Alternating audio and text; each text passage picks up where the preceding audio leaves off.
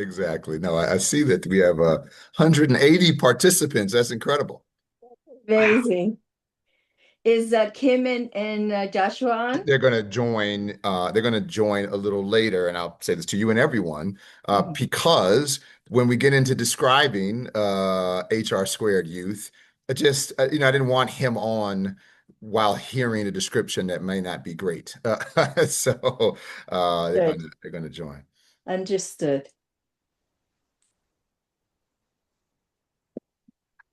I'm thinking we maybe should start now.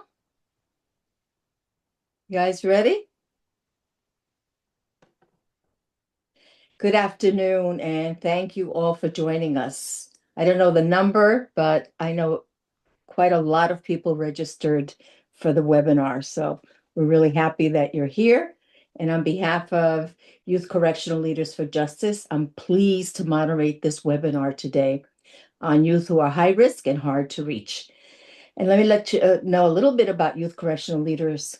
Youth Correctional Leaders for Justice uh, was founded by Vinnie Schiraldi. I still remember our initial meeting where Vinnie asked me to join him in this endeavor.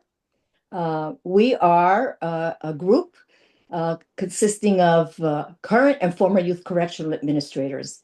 Our goal is to build a national movement, one that aims to shift the way from systems, from the use of punitive sanctions and incarceration, and focus on a more youth, family, and community oriented vision of youth justice. And as we all know, and we celebrate, over the past 25 years, youth incarceration has declined significantly. Yet, a small group of young people, often described as high risk and hard to reach, continues to present complex challenges for systems and communities. The needs are frequently unmet by traditional approaches, and highly visible incidents involving these young people can drive public fear and policy responses that risk undermining hard won reform progress. Today, we'll hear about what works, and we know what works more than ever. And we also know what doesn't work. Evidence and practice point to approaches that are trauma informed, relationship centered, and grounded in community. Today's conversation will focus on what we know, how jurisdictions can move beyond theory and fear and more consistently implement those approaches, drawing on research, system leadership, and lived experience. We're really happy and I'm pleased to be joined by an outstanding group of panelists. Uh, you'll see in a little bit Kim Thomas. She's a credible messenger with deep experience working directly with young people most impacted by the system. She's a life coach, and we'll learn a little bit more what that means with the Neighborhood Opportunity and Accountability Board in Oakland, California. And Joshua, our young person today, is a participant in that program, the Neighborhood Opportunity and Accountability Board. Both bring critical level lived experience and a perspective to this conversation that is really important. We have David Mohammed with us, who is the executive director of the National Institute for Criminal Justice Reform and a national leader in violence reduction and community safety. And we have Vinnie Schiraldi, one of the country's most influential leaders in youth justice reform, currently a visiting fellow at the Pinkerton Foundation. David and Vinny are co-authors along with Michaela Rabinowitz of the recent HR Squared report that we'll speak today about, called Effective Services Supports for Youth Who Are High Risk and Hard to Reach. We're going to send the report out. This is going to be recorded. We'll send it out to all of you who have registered, accompanied with a statement that Youth Correctional Leaders for Justice put out on this population. And interesting, a judge's bench card that really helps inform how judges should deal with these cases and really listen to young people. I am Gladys Carrion. I am the co-chair of YCLJ with David Mohammed. And so once again, thank you for joining us. I'm going to turn to David, and I'm going kind of fast because we have a lot of things to say, and I want to reserve time for both Kim and Joshua. Um, but David, I'm going to turn to you And I want you to ground us in what is HR square framework? And particularly, how do you define this population? What the research tells us about these young people and effective responses, and why is it important? What difference does it make? David? Thank you, Gladys. Appreciate that, and good to be with everybody. On the point of time, ironically for me, if I have slides, I'm quicker than when I don't, because otherwise I'm just, talking forever. So I'm going to share some slides to help me actually be briefer. So to your point, we can get to Kim and Joshua. So. First of all, thank you. It's really good that so many people are interested in this subject, that we have more than 200 folks on with us today. And there's so much interest in this topic because this is, I think, Vinny and I have been talking about this for a while. And as we'll mention, we, created this solution to it in Maryland. And this is the subject or the population of youth that are really flummoxing jurisdictions around the country. They are flummoxed by this population and what to do, and it is threatening all of the reform efforts. It's a very, very small population of young people that are having an outsized impact on the narrative and media and policy and discussion. And thankfully, there are some best practices, if you will, promising practices that can be effective that are not universally being applied at all. And so, very briefly, one, this is the report. As Gladys said, she'll share it with folks, but this is a QR code that takes you to the report. And we're happy about this getting out there and received, quite a bit of response and attention. And so, really happy to share this information with the field.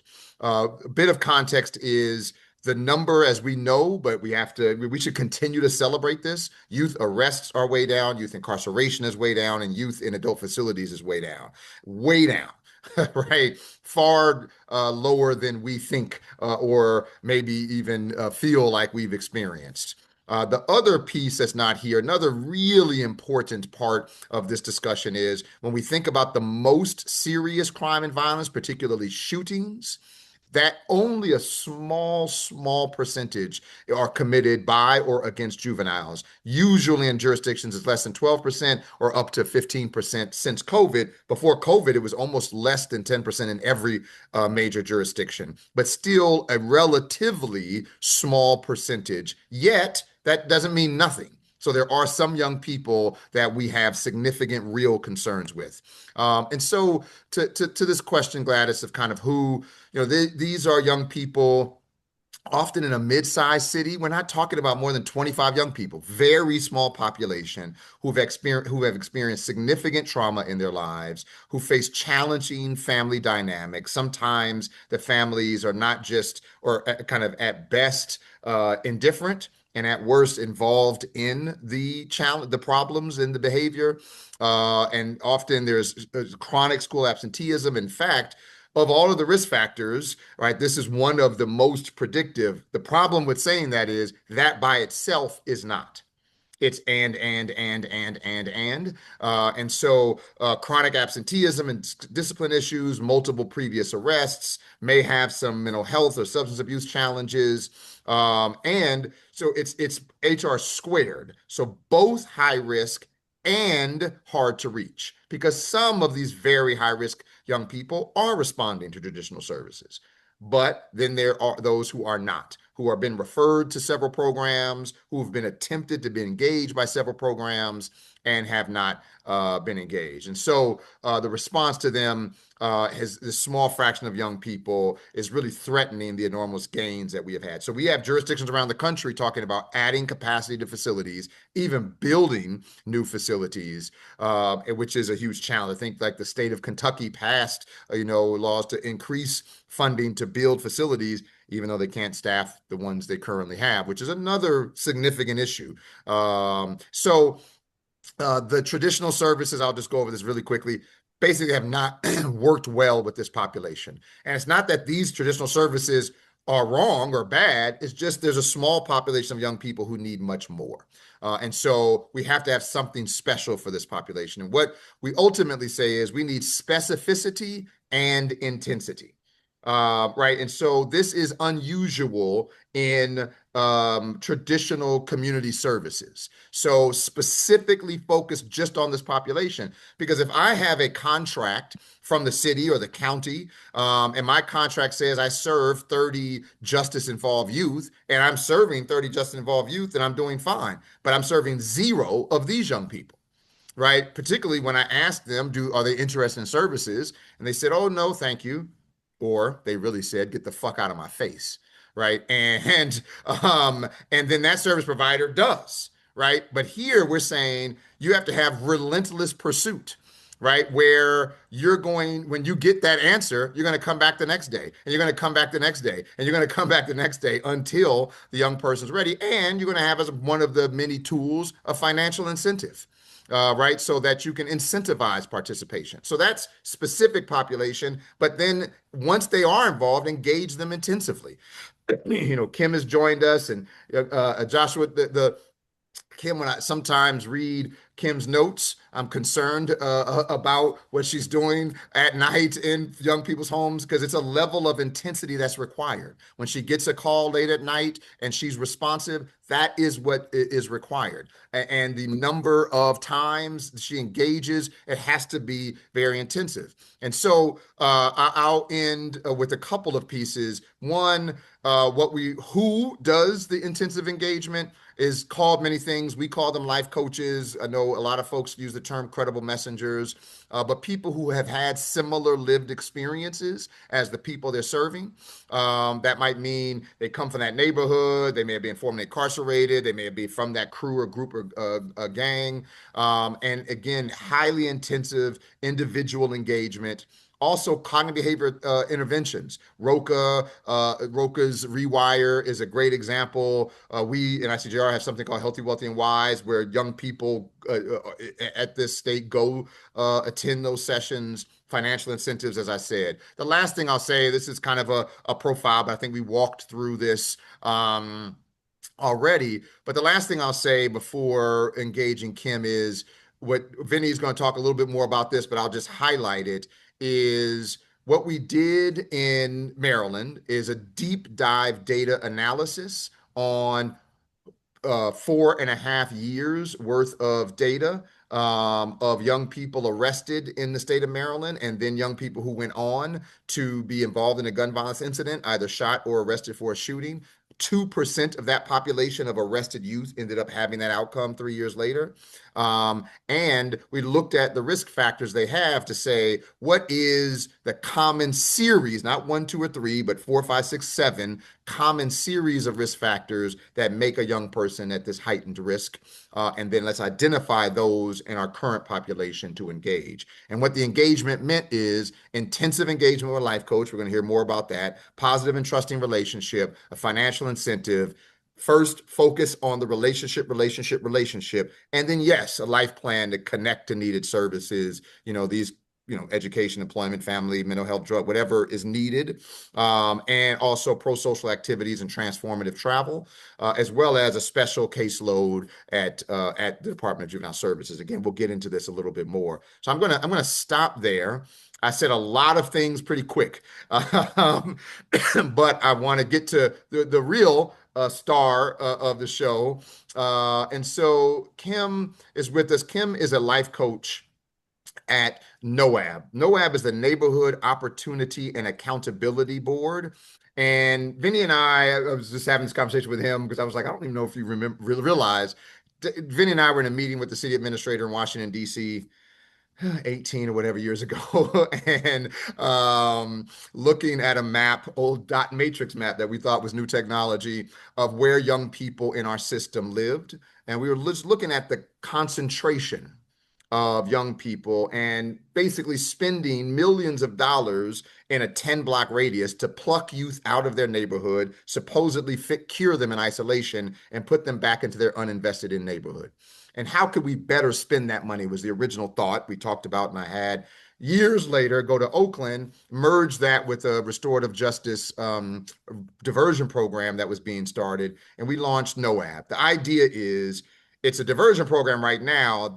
The idea is this is how we should run the system. So at the point of arrest, young people are referred to NOAB. The vast majority are all felony arrests. So not no penetration into the system at the point of arrest referred to NOAB. And so then somebody like Kim responds immediately, goes to the home of the young person, engages the young person and family, enrolls them in the program, and then they come before a board, the Neighborhood Opportunity Accountability Board of religious leader, business leader, formerly incarcerated folks, victims of crime that serve as this neighborhood board. And then the program is really engagement with the life coach. And so, on to that point, I want to turn it over to Kim, who's brought one of the young men that she's worked with, who is doing exceptionally well. But Kim, can I just turn it over to you first? Can you describe the work that you do every day with Joshua and others, and both the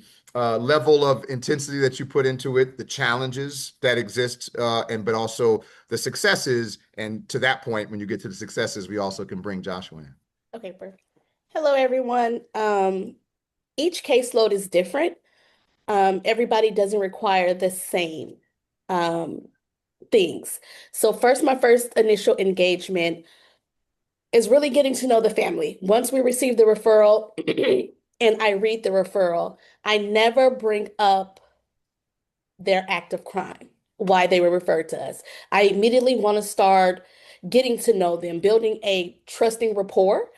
And as I go along, they'll eventually tell me what happened, why it happened. And I think that it's very important that while I'm building rapport, I also include the families. I'm very intentive. I include family members, I include teachers, principals, therapists, everyone who's involved with the student. I involve everybody. I'm as far as Joshua goes, I'm sorry, I'm moving, I'm jumping ahead.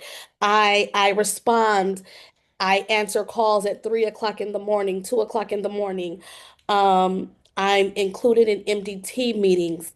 I'm including in amending IEPs for youth.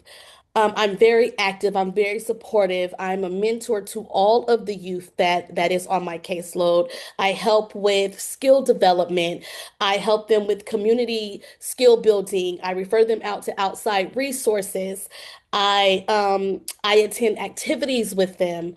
I also include the family, and I have one-on-one sessions with the mom, the dad, the caregiver, depending on who's providing care for the child, because I think that's very important. As an advocate, I feel that it is important to let the family know that I am advocating for your child, but I'm not taking control. So I want them to know that they are a partner with me and providing the best resources for their child. Um, and I think I've touched bases with everything. And just before we get to Joshua, Kim, your work is incredible, very intensive, and the passion, which is a attribute I think we forget to talk about that is needed. We used to in our trainings to say one of the things you need best in mentoring is love. Sometimes you can't train people how to do that, right? It has to be a part of it, and you have that in spades, but. Because of the population that we work with, it's not always successful. Joshua, can you just talk about, I know you have a couple of young ladies on your caseload that we're struggling with. Can you just talk about that struggle, and both how much work you're putting into it, but also how it's still a significant struggle? There's a few young ladies on my caseload who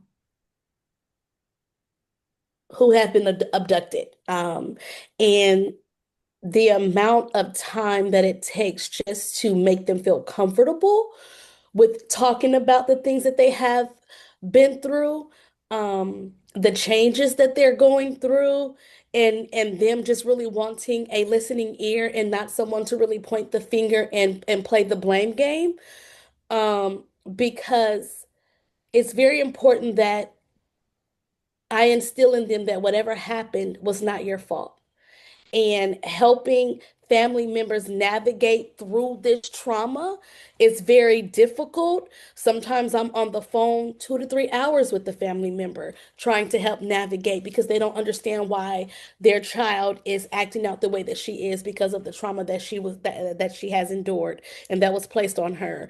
I'm constantly trying to find therapeutic measures to help the youth without taking any mind altering substance. I am trying to find ways just to help them cope on a day to day after they have experienced this trauma, which is, it could be something as small as going to the lake, sitting down by the water, playing music, coloring with them, finding things that they like to do to keep their mind off of the trauma that they have experienced, but it is very time consuming. Um, and there's a lot of things that sometimes I don't want to hear, but I have to listen without being judgmental because it's hard for me to listen to a child that has been abused and taken advantage of and exploited. Um, Sometimes I'll get a phone call. Hey, Miss Kim, can you just talk to me at 1 o'clock in the morning? Miss Kim, can you just come over and sit on the porch with me? And I'll go because I know what it feels like not to have someone to be there for you without being judgmental. This is a long process. And I always encourage them to trust the process. It's not easy. Um, and we're just going to take it one day at a time. Thank you. So yeah, let's bring Joshua in. Hey, how y'all doing? My name is Joshua Henry. Um, Hey Josh, let me ask one, good to see you, man. Thank you for being here. yeah, you too, you Um, too. can you just talk about your relationship with Kim? Like how did, I know she bugs you sometimes, but can you talk about how you work with Kim? Yeah, Miss Kim was really great. Well, we started when we started. Um, it was strange. It was strange when I started, right? Because she wasn't like the typical like social worker or the typical program person that you would see. Because I've been in many, and like it's no faking. It's like she gonna she gonna tell you what you need to do and tell you if what you're doing is right. So I felt that. I felt that. So I kind of started. I trusted her. So And like, and yeah, no, and that's in the beginning. And then since you've been working with her, what are the type of things you all work on together? And how I know that and in fact, let me ask you this because you told me the story and I asked you if you were okay sharing it. You talked about a time where you had to call Kim pretty late hmm in a challenging situation. Can you just talk about that and what happened when you called her? I got you. Yeah. Um, my dad's a recovering addict. From crack. When I was born, he was on it, but when he stopped, when I was about, I want to say 3, 4. But like recently, like like what, 6 months ago, 7 months ago, he relapsed, and it was bad.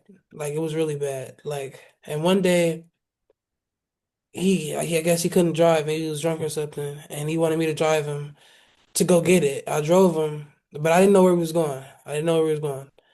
He um told me to drive him to the bank, and he got up some money out, and then he told me just go. He navigated me to where this guy was. He was just a random guy sitting at this in the middle of this dark street. And my dad, and he knew the car, and the guy knew the car, so he got up when he saw the car. And my dad, he gave him about $40, and for my dad, that's a lot. That's about 100. So I'm like, damn, this is really serious. And then I'm wondering like, why would you take me? I was just a lot of stuff was just going through my head because I never when I was younger, I never noticed it. Honestly, I never know. He had to tell me that he was doing drugs. I didn't even know.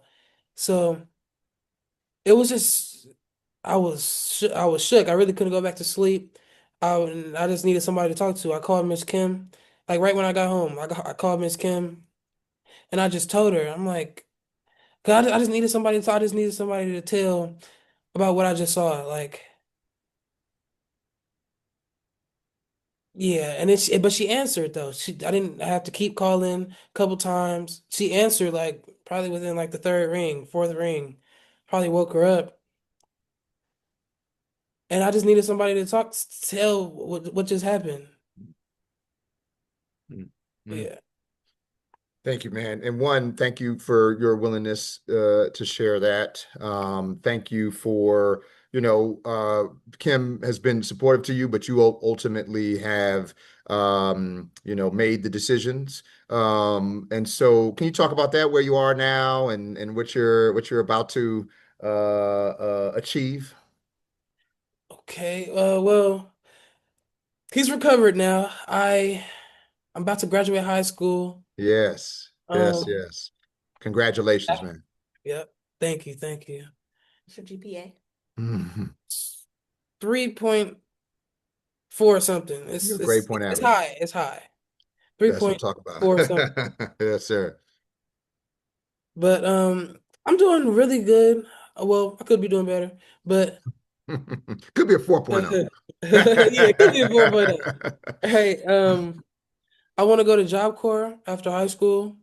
I want to take up culinary because I have a small business. I cook, I sell food, I have a food stand, and I just want to learn the ins and out of cooking, and that's what I want to do for well my career. So yeah, I want to go to Job Corps, and I want to go to the Navy as well. Only want to go to the Navy for a little bit, so I get qualifications to go to college, any Yes, college I sir. want to go to. So yeah. Well, Joshua, thank you. And again, we love and appreciate Kim and the work she's doing with you, but you've ultimately made these decisions to be where you are, about to graduate high school, having a good GPA. You're doing the food piece, and as Kim said, we're going to come by and get some food at one of your next pop-ups. I hope Um, so. yes, sir. Kim, thank you. Stay on because we want to see if Gladys or has any other questions before we go to Vinny. But thank you all, and we're gonna come back to you. And I'll turn it back to Gladys. You're on mute, Gladys. Oh, that all drives me crazy. But thank you, David. Thank you, Kim, and thank you, Joshua. Thank you both for sharing uh, your work and your story. And I had a question for Joshua. Joshua, what difference did you know Kim make for you? Um, Before I didn't really have nobody to call. Like when if I was to get in some trouble, or literally if I was to get in trouble, if I was stranded somewhere, or anything, I'm just stranded. That's it.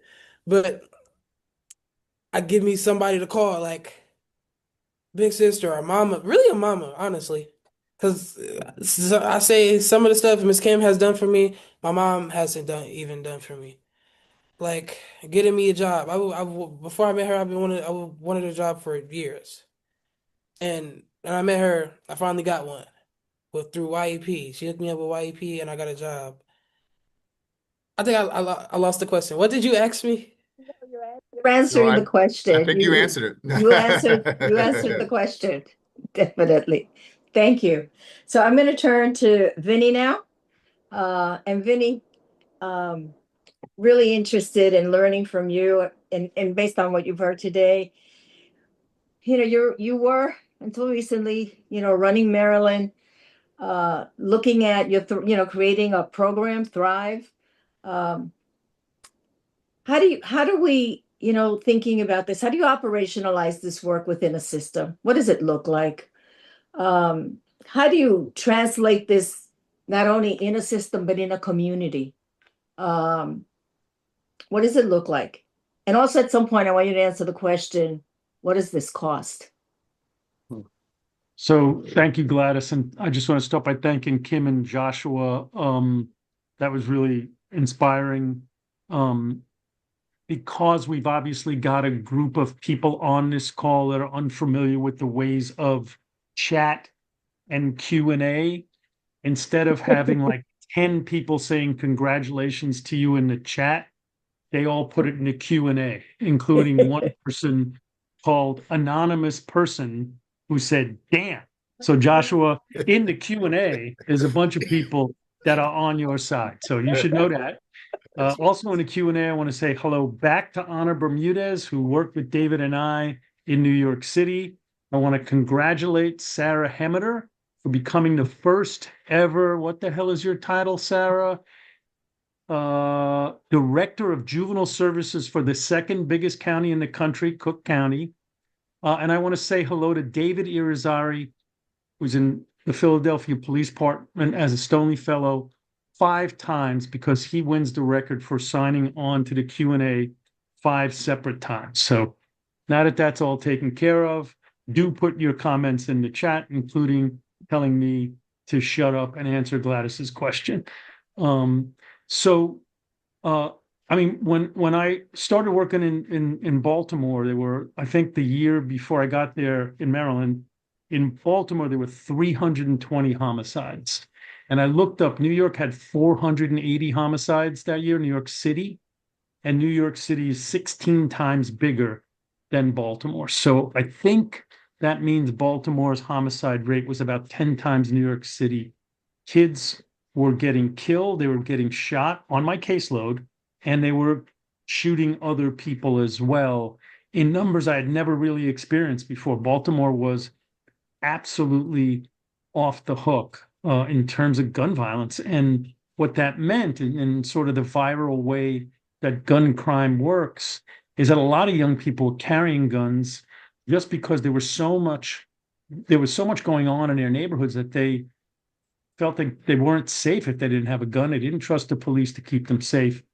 And so it was a real problem, much bigger than I thought when I started. At the same time, Mayor Scott, of course, the mayor of Baltimore, was doing some really impressive work with David and the National Institute for Criminal Justice Reform, similar to work they had done nationally on gun violence. But I thought, and David, you can correct me if I'm wrong, they were implementing it, because everybody can do a good report and do a good analysis, or not everybody, but some can.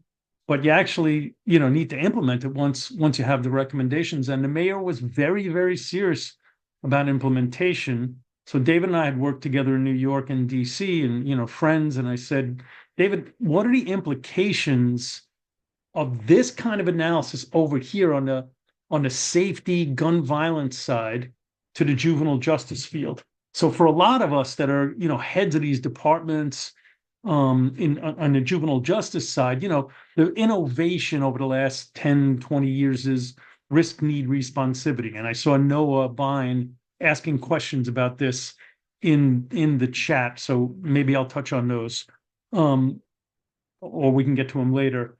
And that's good. It's good, I think, for us to be able to look at which kids are at greater risk of reoffending and what their needs are and where they are relative to their responsivity, their willingness to engage. But that's pretty generic risk. It doesn't really tell us who's at risk of the more serious offenses, and particularly gun violence.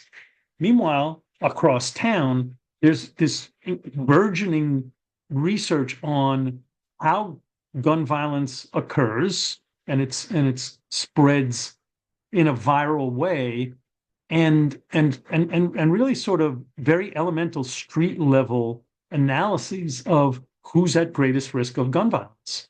And so David and I started to talk about, could we apply some of that to this, group in my under my care, right? These are kids on probation and aftercare, who were at greatest risk of gun violence. So we gave David 30,000 and Michaela and his team 30,000 case files to examine, both at sort of a meta level to see what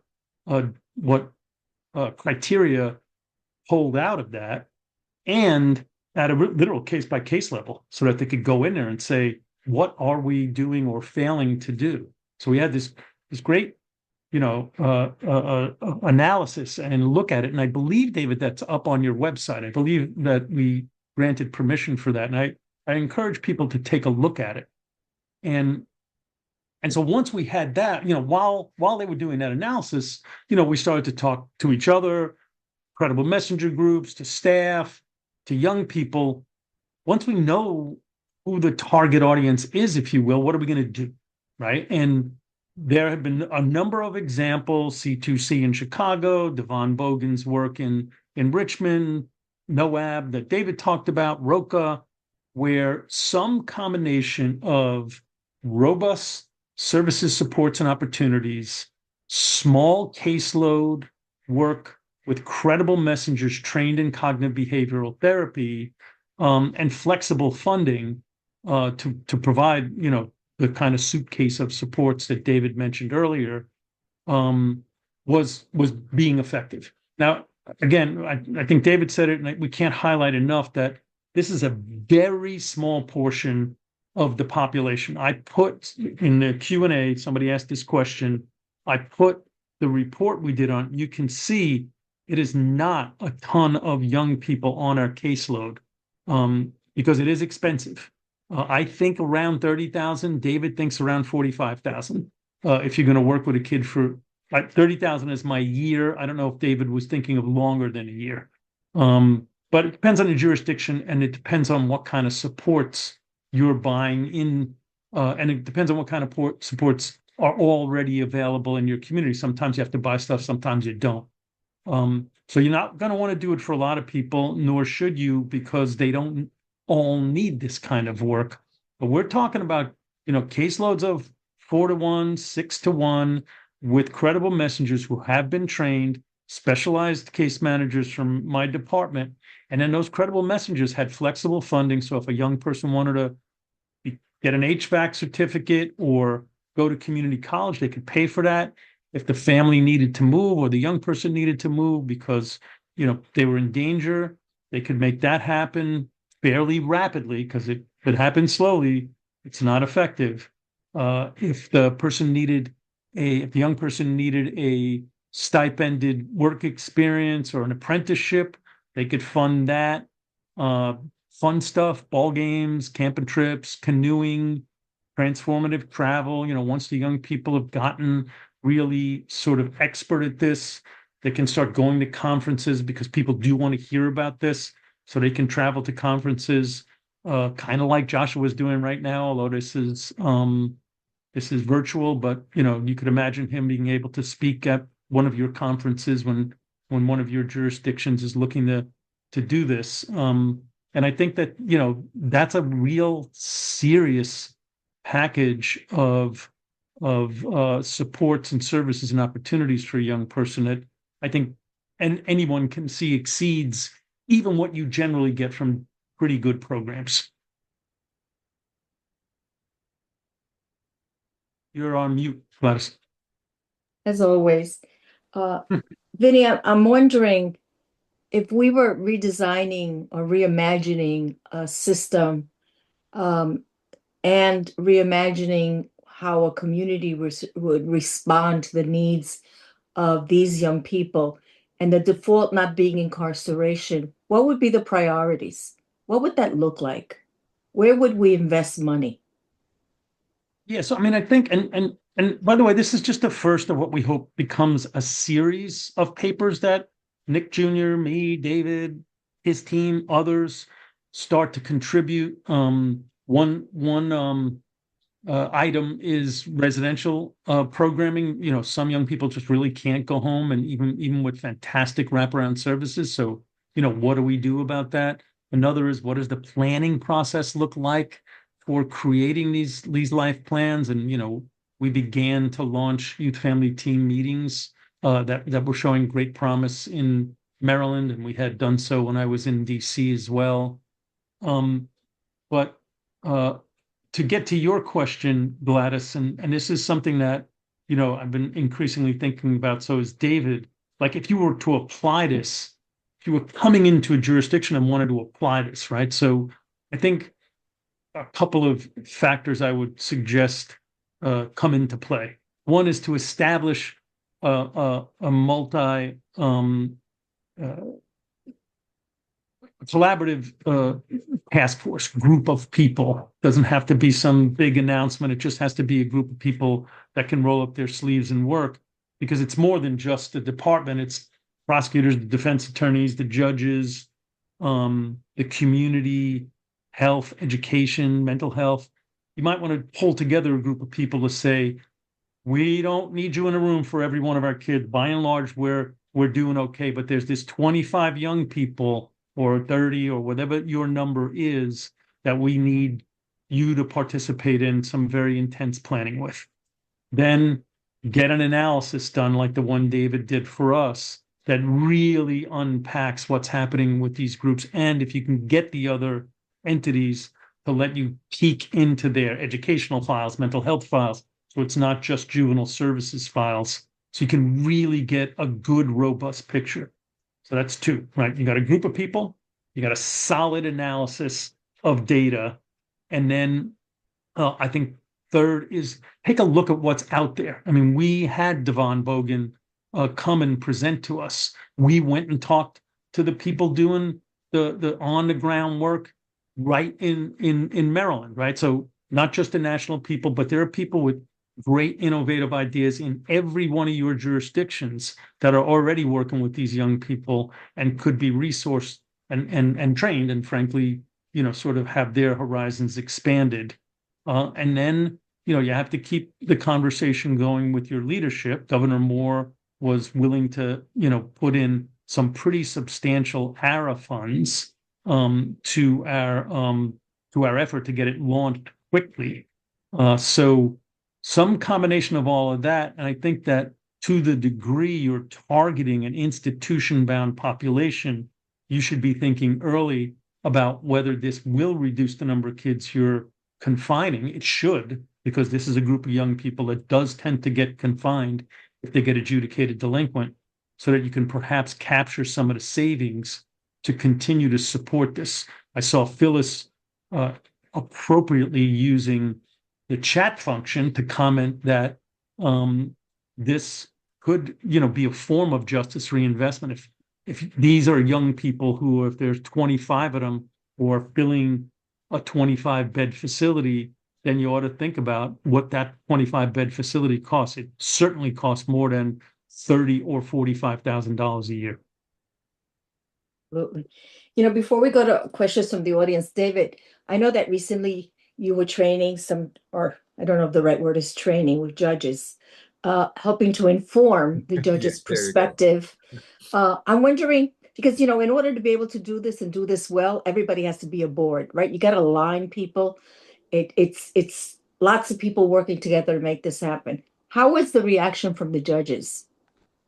Yeah, I mean, a couple of quick points on that. Vinny gave a keynote presentation, as well as Vinny and I spoke on a panel at the National Judges Conference. There's a lot more words in that title than that, but National Family Court Judges, I can never get it right, who doing an amazing job at that conference, but then they also are the entity that put out the bench cards that you were mentioning earlier, Gladys. And so in that discussion, we talked about this specifically, and then I was asked to come to Iowa, which was, interesting, right? I was in Des Moines, Iowa, training, informing. Good point, Gladys. All of the juvenile judges in the state of Iowa, and the response was incredible. In fact, I was pretty impressed with this group of judges that they have this thing called Delinquency Day in Iowa, where it's a full day of training, or more than that, a couple of days of training for judges, which I know we don't get that opportunity in many places. But the other thing, really quickly, I want to merge these two questions, even the one you asked Vinny, is The need, I think that where we need to get to in our continual reform of the youth justice system is continue to shrink the system down, even though we've made a lot of progress, down to kind of just this population, so that we can do a better job on the specificity part of the specificity and intensity. And there's some jurisdictions that are close, right? So ironically, this is recency bias because this literally happened since we've been on this Zoom when I went off camera for a moment. We got this referral from the Oakland Police Department. A young man was arrested for brandishing a gun at somebody. So again, not your usual diversion, but that's the relationship we've built over time there. And in the report we get, which is the report that usually goes to the probation department, but now goes to Kim and her supervisor, who was on momentarily, that this young man's father was killed a couple of years ago. He, has had shot in the street and killed in Oakland, near where he currently still lives. He is connected to a pretty significant crime family in Oakland. And at 13, he has, had a weapon, brandished a weapon at somebody. And so now this young person is being diverted. I say that to say, NOAB diversion was not intended to be the HR squared population, right? This is supposed to be deep in youth, way past diversion. But because the system has shrunk so much in Alameda County, like other places, even the diversion youth are reaching to this level, right? And so that is mostly a good thing, but a challenge, right? And how do we administer that appropriately? And how we thankfully were able to make this pivot because this was not the intended population of this program that it has somewhat become, not at all, but has somewhat become. Interesting you say that because that's the same experience close to home in New York, where the population has it wasn't really designed initially for this high risk population, and that's what we're experiencing. And it has created some challenges, but overall, we're doing well. Let's go to there's a thank you, David, and thank you, Vinny. There's a question from Chuck. I think you could pull it up. I think we've answered some of it, but he's asking specifically what strategies, investments, or structural changes do you believe are most important for jurisdictions that are sustainably experiencing declining youth population, increasing youth acuity, and reduced funding or political support for juvenile justice systems. So, can I take a initial shot at that? And I also want to try responding to Noah's question at the same time. Noah asked about our definition of high risk. How many youth in the system actually meet this? The report says youth in the system tend to have greater levels of need and tend to have committed more serious crimes. But I did not see a lot of data in the report showing this, right? So, he says he's skeptical because there's not a lot, for example, of data about risk scores. And so I want to pull those two together and take a shot, and then maybe David can take a shot too. So this really is crossover between the violence prevention and the juvenile justice fields. It's pretty amazing how little crossover there is. But particularly on the gun violence stuff, that's not, first of all, it's not only kids in the system. As David said, it's not only kids, right? It's actually mostly adults, but it's not always young people in the system. A lot of gun violence never gets reported because people don't trust that they can be safe if they report it. So there's a really low clearance rate for homicides and non-fatal injuries in a lot of particularly cities. And so we're really pulling in, Noah, data about young people that we're getting from credible messengers, community people, police, and it's a more collaborative level of research and data gathering than you would get from a typical risk assessment instrument, because risk assessment instruments typically don't help you on violence and gun violence. So that's one thing. Chuck, on your question, I think one of the things about this was it wasn't per se an alternative to incarceration. This is a group, the high risk, hard to reach youth, that will disproportionately end up incarcerated. But my normal sort of approach to detention and commitment alternatives are very focused on institution bound youth, and that they're very specifically attempting to be used in lieu of incarceration. This really is more of a violence and reoffense prevention approach, whether it is ostensibly an alternative or not. And in my view, because this group so frequently matriculates back into incarceration, either in the juvenile or adult system, it ends up reducing the population, but it is for the smaller number of young people left in many systems. And Josh and Noah's, caveat about that is true. We don't really have a lot of data on mental health or even risk scores. We only have offense data about who is and is not institutionalized.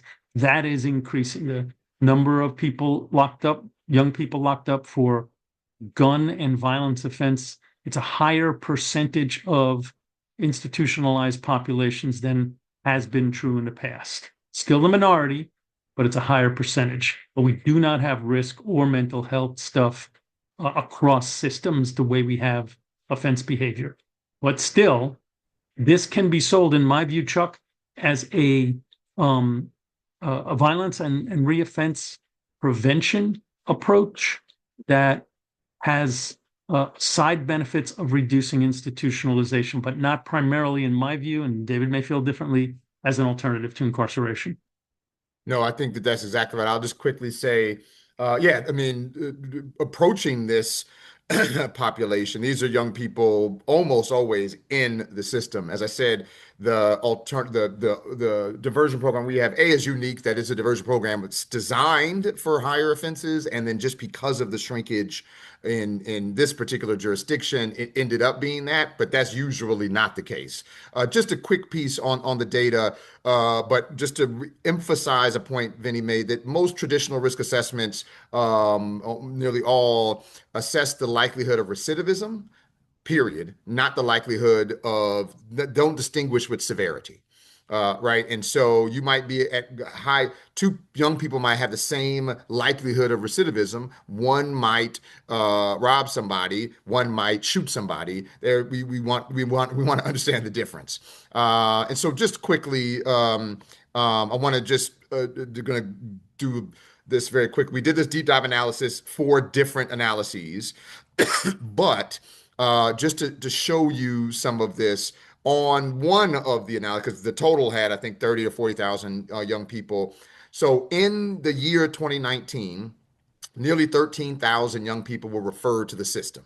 And 3.5 years later, only 2% of them had either been victimized or arrested for a shooting. And two-thirds of them were victims, right? So a very small population of the whole. And we did a bunch of stuff, and we could share this data. But a couple of other pieces to share is this is the piece where we looked into individual case files of youth who were either shot or arrested in 2023. So all of the youth under the supervision at the time of the incident, which made the population smaller, in 2023, so it was 44 youth. We looked into the depths of their cases, and you see some of the here. And so, yes, 55% had a reported mental health need. That's huge, because how many did have unreported? Right. And so, the learning disabilities were reported. The trauma is the big one, right, which relates to the other ones. And so we were able to do a deep dive. The big thing here, this is a small population of young people, and the risk assessment process instruments usually don't get it. You need a process, which we set up in Maryland. Thank you, David.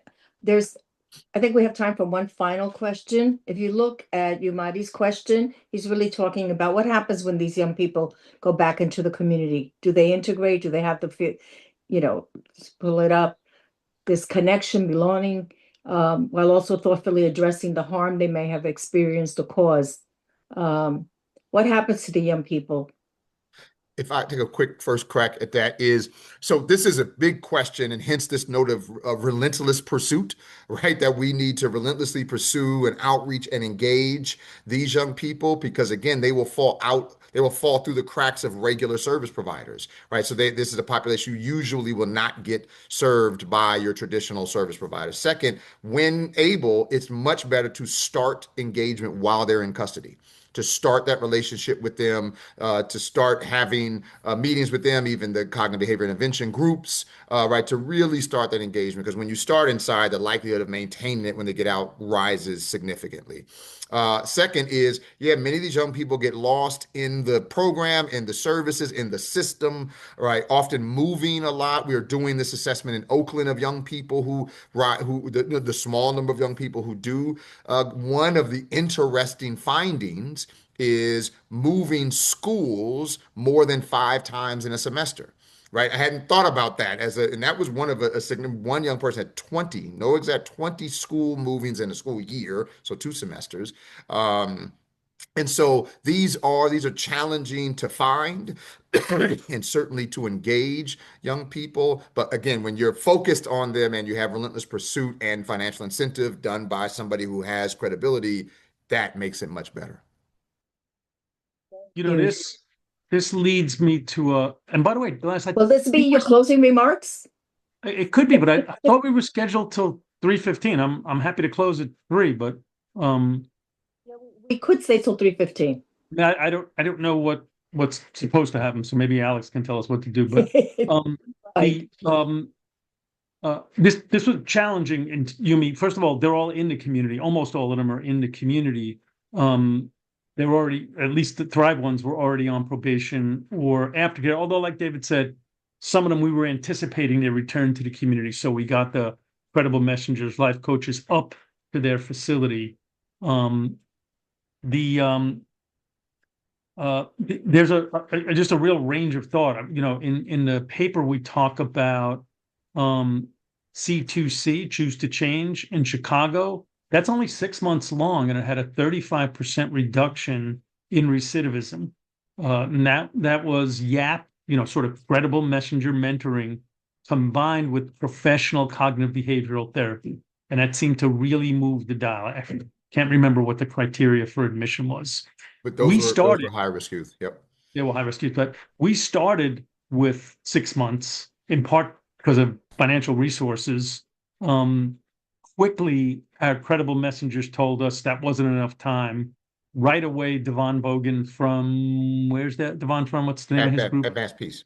Advanced Peace said that wasn't enough time. Roca, they're like a 2-year program. I think Devon's like a 2-year program. We extended to a year. Uh, Part of that for some of the kids was while they were in getting to know their credible messenger. For the ones that were on probation, that was just a year.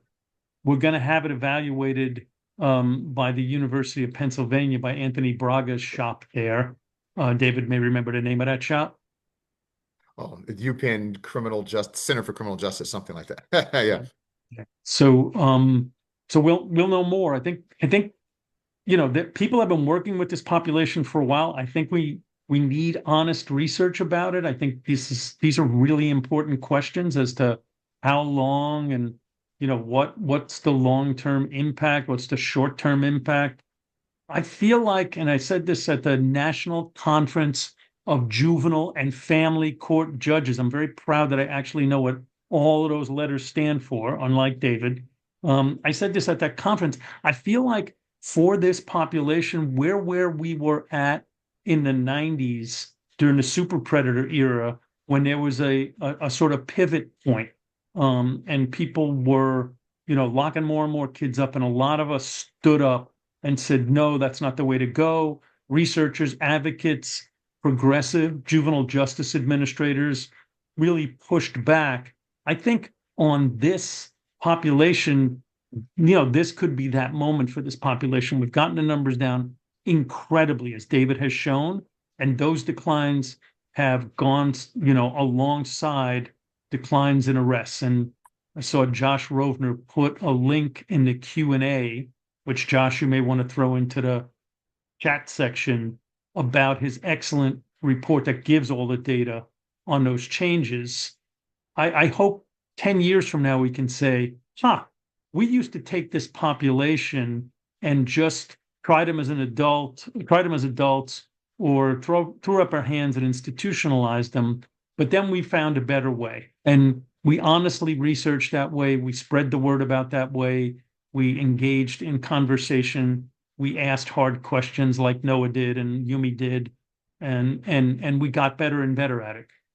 I think, at the beginning of that for most of us now. And my hope is that years from now, we're looking back on this as an inflection point. And let me just quickly say, Gladys, you're about to talk on mute. I can stay on, but have to leave this, and so move to my phone. So that's why I just joined. So I'll still continue to answer any questions that I can, but I'll be in transit. But let me just say, I think this conversation is incredibly important, really exciting that so many people are on, so many experts, our friends in the field are on, because I think we could. This is challenging, but we can do this together. And look forward Absolutely. to, yeah. Be a great topic for convening.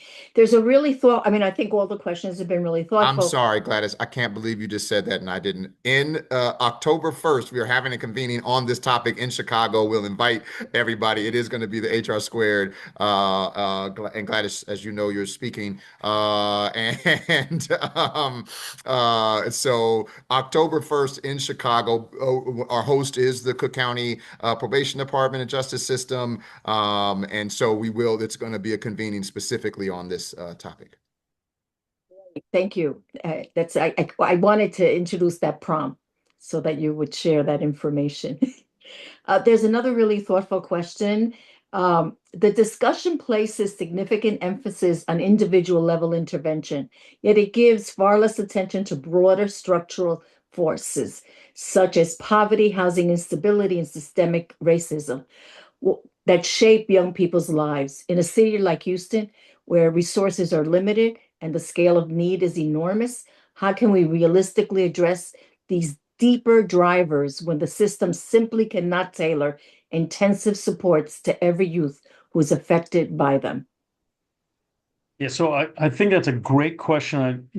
I think David's not completely gone, right? He said he'd answer while he's running to his next meeting, but I'll take my shot at that. And I think David has an interesting paper on his website about the sort of micro, meso, macro approaches to violence reduction. This is the micro one. This is very individually focused.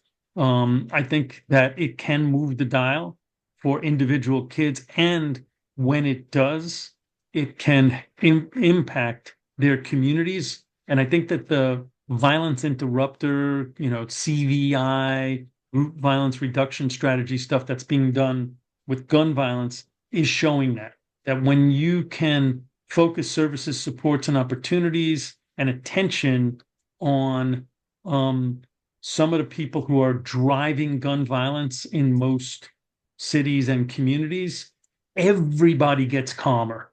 And that can improve business, that improves everybody's lives. I mean, there's one study that shows that just hearing gunshots in communities makes young people's grades go down in school, right? So if we can have fewer gunshots and people are less hypervigilant, they live better lives. That does not resolve all the structural, real racism, inadequate funding for education, withdrawal of, income supports from communities. That does not solve that. There are some other efforts that I think are burgeoning now that are community level, which I consider meso. I don't think those are society wide, but there are some more interesting community level approaches to improving people's lives and thereby reducing violence that build social cohesion and informal community supports and informal social controls in communities that are not as individually focused.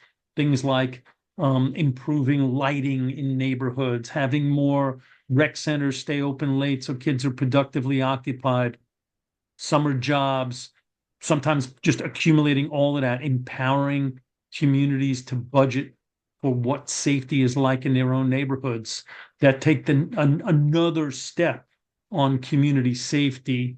And then as far as societally, I think that was certainly beyond the scope, but not unimportant. I want to add to that. I agree with you, Vinny. I think that Houston is not any different from any other place. We all don't feel that we have enough resources, that we have the political will to do this work. Um, but I do think that if we stop doing what doesn't work, we'll have a hell of a lot more resources. If we continue to be part of the political discourse and demand change and mobilize and create, that the political will to change. I remember heading, in particularly in New York City, ACS, where this notion that we're not going to eliminate racism, this expectation that we will eliminate racism, as much as I would like that to happen, the reality is that we need to move forward toward that goal, and continue to do the work and demand, and create the society we want that eliminates these structural barriers. We're challenged right now, making it more difficult than ever. And this whole, abolition of a safety net. But we can't be discouraged, right? We can't be discouraged. And we've been able to accomplish as much. And as impatient as we all are, I think that recognition of what the barriers are and your work to eliminate them in your community continues to be really important. And to reemphasize, I mean, what both David and Vinny has said, this is a very small population. And so we could wrap our arms around this population. There was another question from Josh about the media and how do we approach that so that let me not rewrite it, and let me bring it up. What hope do you have of convincing the media that there are programs that work for high risk, hard to reach youth? And what about legislators with short attention spans? So, Benny, you and If I I have can had a jump lot of in, if I can experience. just jump in quickly on that Yeah. one. I mean, one, this is a really good question and a really big challenge because, well, as we noted in the report, these are young people who often drive this really negative narrative. But a couple of things that we need to do. A, drive home this point that is totally missed on the public and media and policymakers, that in terms of the most serious violence, particularly shootings, juveniles are a very small portion of that. Need to better understand that. Two, that yes, there are programs that can be effective, so Thrive and Roca and Choose a Change and NOAB are, but they're they're a small minority of programs right now. It does need to become the majority, but we do need to tell this story, which is difficult because the more you kind of describe the population, the more you get some people saying, yes, those are young people that need to be locked up. So it is a tricky comms problem, but we do need a narrative change, a narrative solution around this that both is helping the public understand what a small percentage of overall shootings that young people are involved in, and that small population of most challenging young people, there are effective community-based solutions that need to be scaled. And I think, Gladys, your good point of there's a bunch of stuff we can stop doing in order to fund these types of programs. But Josh, I would say we were both wildly successful and wildly unsuccessful at the same time on this issue in Maryland. Wildly unsuccessful in that the media was on me right from the beginning, writing about what a sort of soft on crime liberal I was. And that found purchase, and I think framed me for the duration of my time as secretary. So that was the unsuccessful part. The successful part was we, despite that, got fantastic coverage on the Thrive Academy. It was front page stories in the Washington Post and Baltimore Sun. It was on the national evening news on NBC, and there were just a bunch of other stories. It was so successful in that respect, even though it was with the most difficult kids, that the legislature that was super skeptical of my tenure and the Department of Juvenile Services in general ordered the continuation of the Thrive Academy and funded it that year during a very difficult fiscal year. So year one was the ARPA money, but year two they added money to our baseline budget just for Thrive and to expand it from the 4 counties we started with statewide. So I think there's a lesson there. I think that it goes to Chuck's question too, which was this was a violence prevention program that a significant side benefit was kids didn't return to custody, but it was not sold as an alternative to incarceration. And I think if we led with that, it would have found much less support. Not that I'm saying we shouldn't all fight for alternatives to incarceration, but this was truly a way to get kids to stop shooting each other and getting shot. It was very, very successful in that regard. None of the kids were killed, even though it was the kids at greatest risk in the 4 counties that accounted for 82% of the juvenile homicides in Maryland. So kids at greatest risk in communities at greatest risk. And 1.5% of them were non-fatal shooting victims, and 4 out of 5 of them didn't have a new gun arrest. And most of the ones with the new gun arrest were possession because they felt they needed to protect themselves in their community, not use. So those data became popularized, and Thrive was something. Vinnie Schiraldi was not a word many politicians felt good wielding. The Thrive Academy was. Thing. David, there's a question about asking, are youth referrals ever turned away from NOAB if they're lower risk or um, that you don't think that that young person is open to change? And how long does Kim work with the young people on average? Yeah, thank you.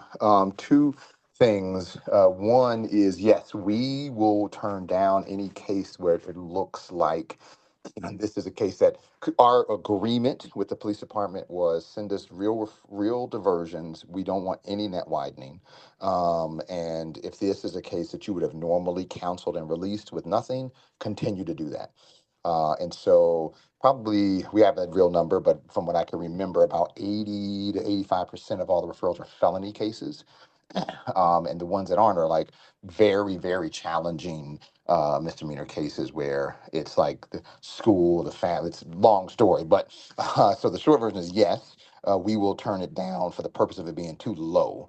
We never on the other way. In fact, one of the reasons we ended up taking more serious. David. He's teasing us. He left us at the best part. We'll get the answer for how long does Kim work with young people and send it to you. We're at time. Very comfortable Oh, with you're back. referring young people to us because they had a better feeling like things were going to happen. They literally said, we actually like sending to you all better than we like sending to the system. David, how And long so does that Kim, we didn't start that way. That Kim, happened over how, time. David, how long does And Kim work so with the young people? and Kim, it will. So the program design was originally 9 months. We've extended it to a year. But if you are still, in great need, we don't drop you. It's a good problem that we have. That we have some young people who've been with us for 2 years. But it is after 6 months. If you're engaged, then the case goes away. And so the diversion part of it is that if you don't engage, then a letter is sent basically saying your case is being sent back to the police department to potentially prosecute. Thank God we've been rolling for years now. That has never happened. Certainly, that letter has been sent a few times, but the actual prosecution of the case hasn't of that case hasn't happened. Great. Vinny, we're at time. I don't know if you want to say something quickly before we end. No, Or this is let, great, Gladys. Thanks for doing it so much. oh, no, thank you. And thank you, David. Thank you, And everybody. thank Kim and Joshua. So for this really thoughtful, and our audience for a really thoughtful and grounded discussion, everybody that joined us. We will send you the material we promised. We'll send you information on that October convening that David is sponsoring. And, once again, we leave with a challenge. This is something that we can do. The question is, do we have the will to do it? Are we willing to align resources and change practice and demonstrate courageous leadership, both in system and in community, to meet the needs of these young people in a really meaningful way? They matter. All young people matter, and they can't be defined by whatever crime they committed. So have a thank you once again for coming, and have a great rest of the day. Bye, everybody.